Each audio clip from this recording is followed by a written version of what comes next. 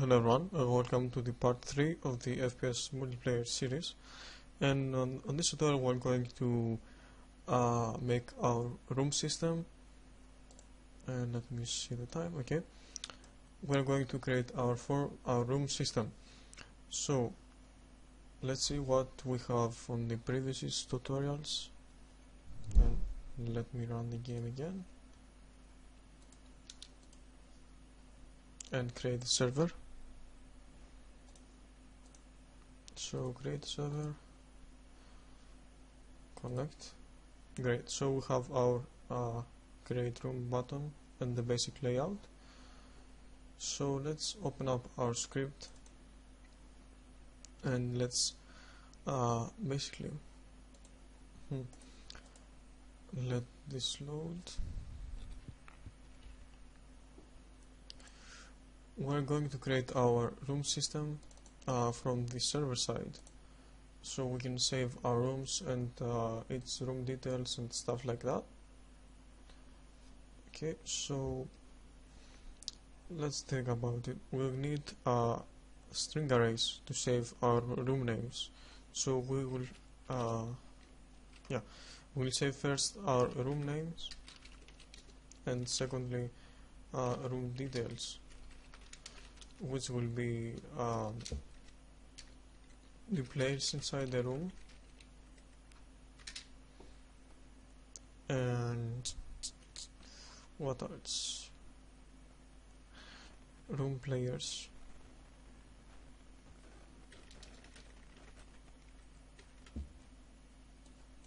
Okay, let's name it room players and room details,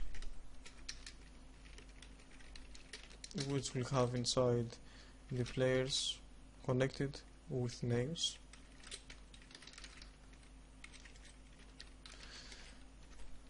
and the users' comments, because we have chat inside the room. So let's create these variables. So we need var room names, and this will be a string array. And let's say the max room names will be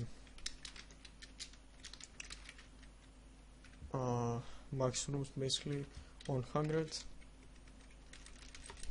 And let's copy and paste that. And let's name this to room players and room details. And this will be the same length and another thing. So let's say you have room name 0 is equal to new room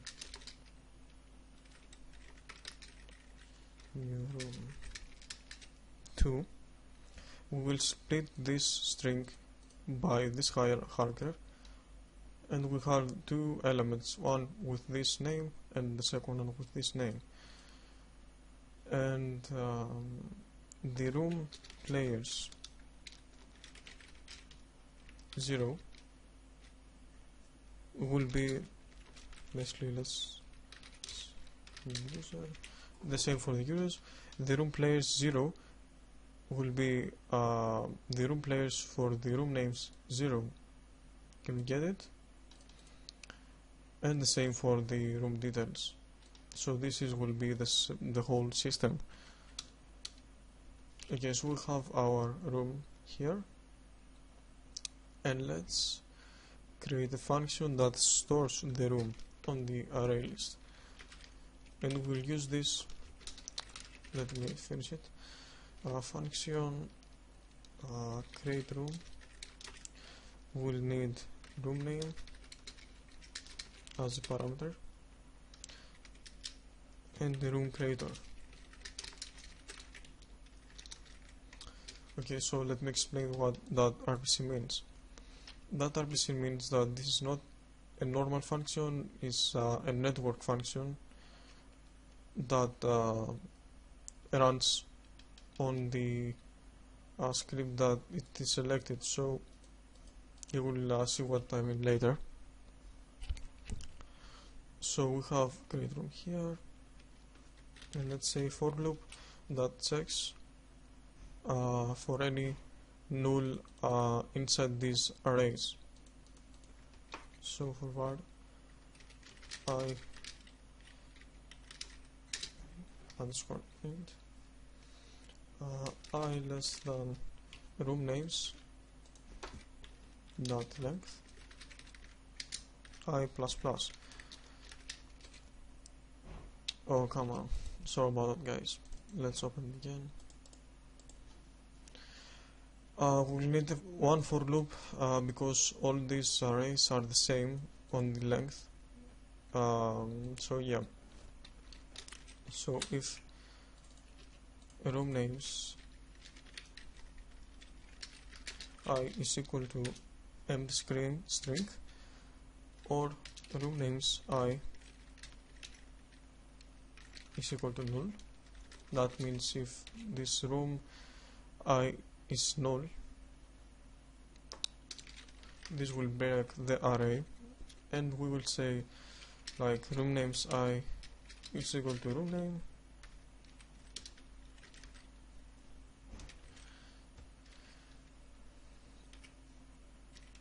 and room players I is equal to 1.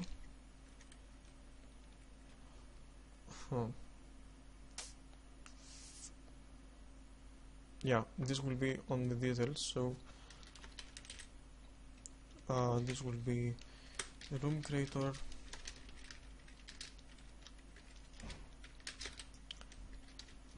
plus that symbol, which will be the splitter.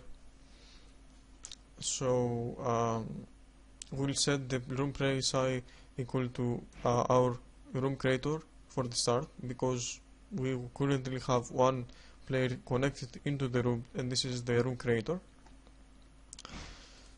So we will set the room details to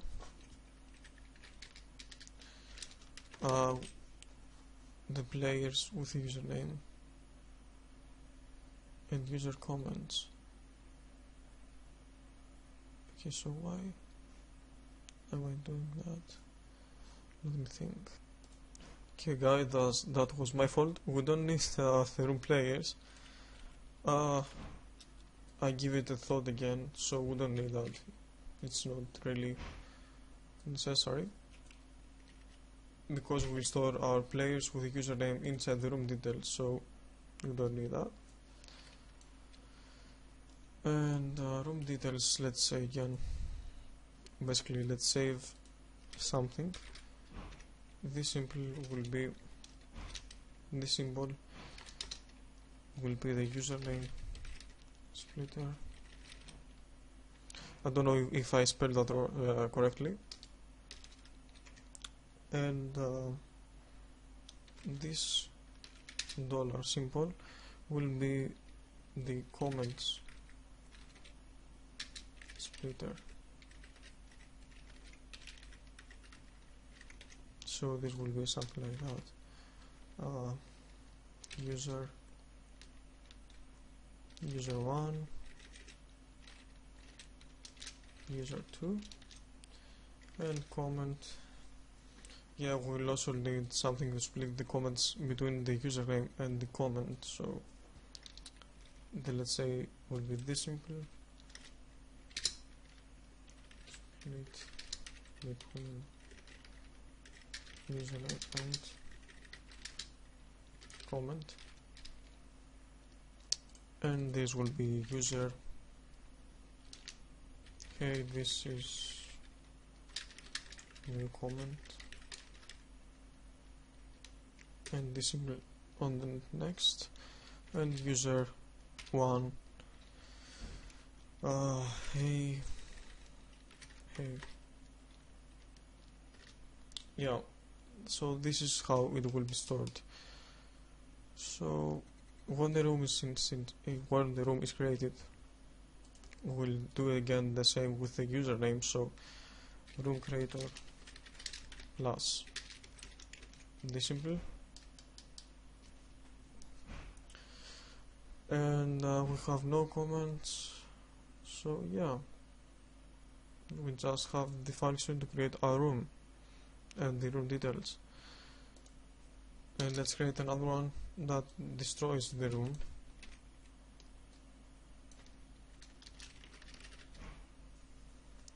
We will need only the room name here. Oh, basically,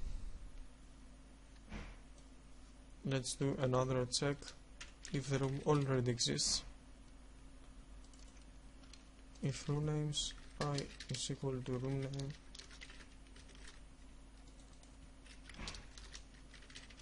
then return error that exists. Okay, so destroy room if room name I is equal to room name,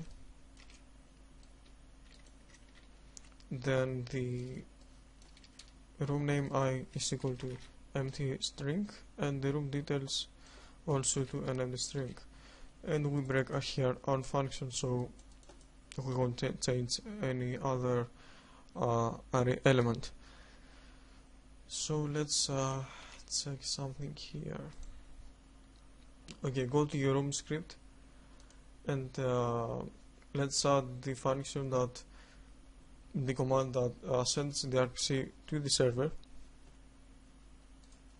and let's say if the GUI button,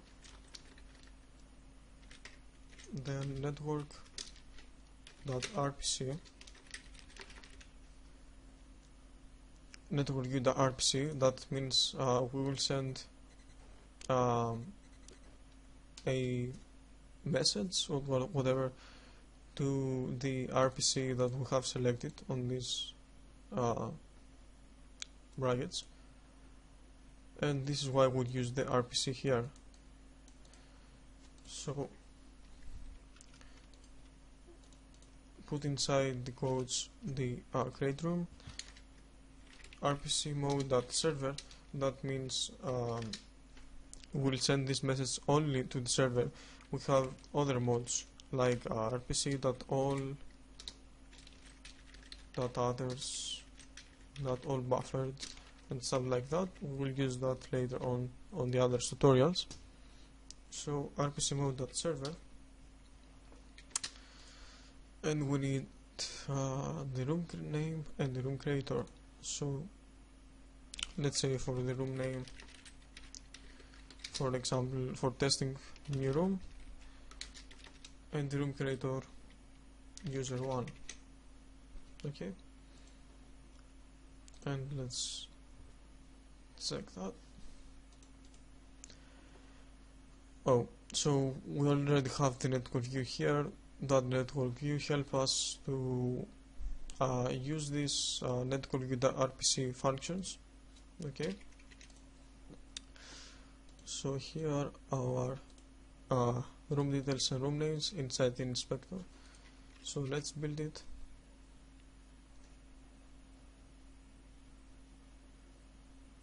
Then the client and the server will be inside the Unity, so we can check our inspector. So let's connect create room.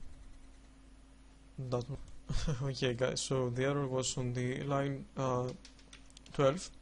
We have to put here if room name I not equal to room name, that will be the correct. So let's press again create room. As you can see here, new room on element 0 and details user1 and the simple. So this is for this tutorial. Thank you so much for watching. It wasn't really helpful. I couldn't explain that much because I'm not so much good. I'm a little bit sick, so sorry about that. And new tutorials are coming soon.